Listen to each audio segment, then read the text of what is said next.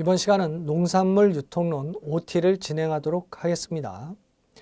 OT는 여러분들께서 무엇을 학습하는가에 대한 부분들을 제시해 드리는 것이고, 그러한 내용을 바탕으로 해서 무엇을 공부할 것인가에 대한 부분들을 찾아나가는 시간이라고 보시면 됩니다.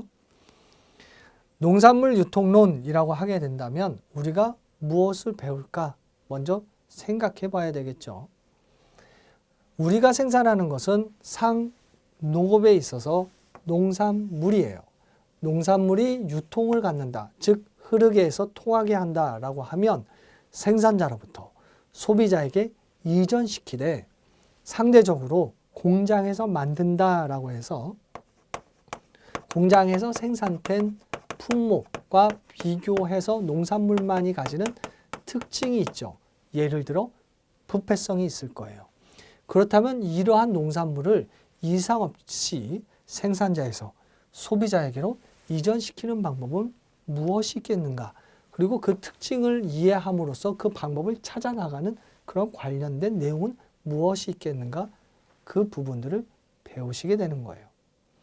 또한 농산물에 있어서 특징을 바탕으로 해서 유통이라는 것을 설명해 나아갈 수 있는데, 일반적인 유통이라는 것을 있을 때 공장에서 생산하는 품목, 상품이나 제품 같은 거 상대적으로 길이, 즉 멀리까지 갈 수 있는가, 적게 가는가, 이에 따라 유통의 구조는 틀려질 수 있게 될 거예요.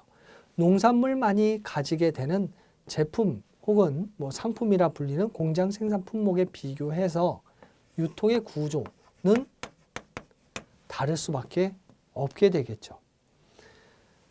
제품, 즉 제조업자와 유사한 유통 구조를 갖는 경우는 없을까? 우리가 무엇을 배우느냐 하면 가공이라는 걸 배워요.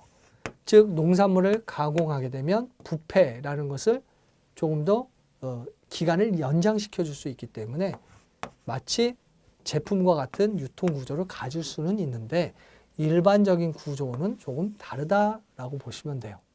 왜냐하면 농산물은 부패성뿐만 아니라 다양한 그런 농산물만이 가지고 있는 특징들이 있기 때문이에요. 그렇기 때문에 우리가 처음 배우고자 하는 첫 번째 장이라고 한다면 농산물 유통 도대체 무엇인가라는 개요를 배우시게 되는 거예요. 그리고 그러한 부분들에 있어서의 전체적인 내용을 배우시게 되고요. 두 번째에서는 이러한 유통이라는 것이 구조가 다르다라고 한다면 어떠한 형태로서 흘러들어가길래, 그래서 그 형태적인 측면들을 우리는 경로라고 불러요. 이 경로라는 것이 생산자에서부터 소비자로 이어지게 되는데, 이것이 직거래의 형태가 아닌 유통 경로로 이루어졌을 때 유통 경로상에 있는 경제 주체들이 있죠. 상거래적 관점으로는 도매상, 소매상으로 볼 수가 있는데, 유통상의 마진이라는 것이 발생할 수 있게 될 거예요. 그것에 대한 이해와 또 그러한 부분들에 의해서 생성되는 가격이라는 부분들에 대한 이해를 두 번째 장, 경로와 더불어 마진이라는 부분들을 배우게 되는 것이죠. 그렇게 되면 농산물의 특징에 따라 구조라는 것이 있고 그에 따른 경로가 선택되어지고 발생할 수 있는 마진이 있겠구나라는 이해의 확장이 가능해져요. 그 다음 세 번째는 농산물은 다양하다라고 했기 때문에 그 다양한 거래라는 것이 또 필요하고, 그러한 거래라는 것은 농산물 혹은 생산자만을 보는 것은 아니죠. 다양한 시장적인 상황이라는 측면들도 이해를 해야 돼요. 그래서 시장의 구조라는 것이 3장에서 배우시게 되는 것이죠.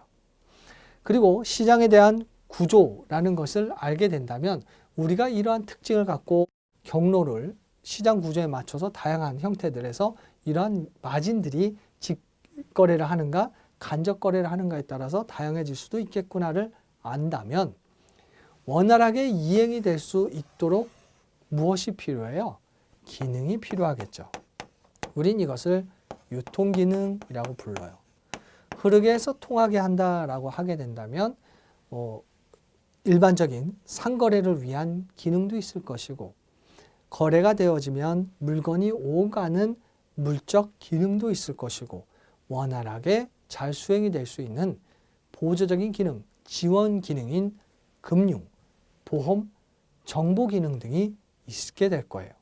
그 이를 바탕으로 해서 실질적인 농산물만의 시장 구조들을 이해할 수 있게 되는 것이고 이에 따라 각각 어떠한 것들이 필요한지를 알게 되는 거예요. 예를 들어 농산물이 부패성이다 라고 하면 신선하게 유지를 해서 소비지까지 가야 되잖아요. 소비자에 전달이 돼야 돼요. 이때 콜드 시스템을 갖추게 되면 신선한 상태 내에서 신선하게 소비자까지 이전시킬 수 있게 될 거예요. 운송 차량 신선하게, 보관 신선하게, 판매 진열대 또 신선하게, 그럼 신선한 상태로 소비자에게 전달될 수 있게 되겠죠. 그러한 전달을 용이할 수 있는 기능들에 대한 이해를 하게 되는 거예요. 그래서 일반적인 이론을 배웠다면 이렇게 흘러들어가서 이러한 마진이 발생되고 이러한 가격이 책정될 수 있구나라는 걸 이해한다면 이제 남은 건 뭐예요? 이러한 활동들이 내 생각으로 하는 것이 아니라 소비하는 분들이 어떻게 소비할 것인가를 감안해서 생산하고 판매하는 거잖아요. 시장 지향적인 거죠. 소비자가 원하는 걸 판매해야 잘 팔리니까 시장은 영어로 마켓이고 시장 지향적인 여러 가지 활동들이라는 의미의 ing를 붙여서 마케팅이라는 걸 배우시게 되는 거죠. 그래서 이 마케팅 하게 되면 시장 지향 활동이 너무 많은데 그럼 좀 더 구체화될 수는 없을까라고 해서 우리가 배운 거는 농산물이죠. 그래서 프로덕트라는 걸 해요. 프로덕트라는 것은 유형, 즉 형태적인 실체적인 측면들이 있는 경우도 있지만 경로상에서 어디서부터 어디까지 보냅니다 라는 걸로 뭐 택배처럼 업무가 마무리되는 경우가 있어요. 무형의 제품도 존재해요. 그래서 서비스 같은 거죠. 그래서 프로덕트라는 측면들을 농산물에서 계속 배우시게 되는 것이고요. 그리고 이러한 프로덕트가 잘 팔림으로 인해서 수익을 발생시켜야 되죠. 공정한 가격이 형성이 되는 것 중요해요.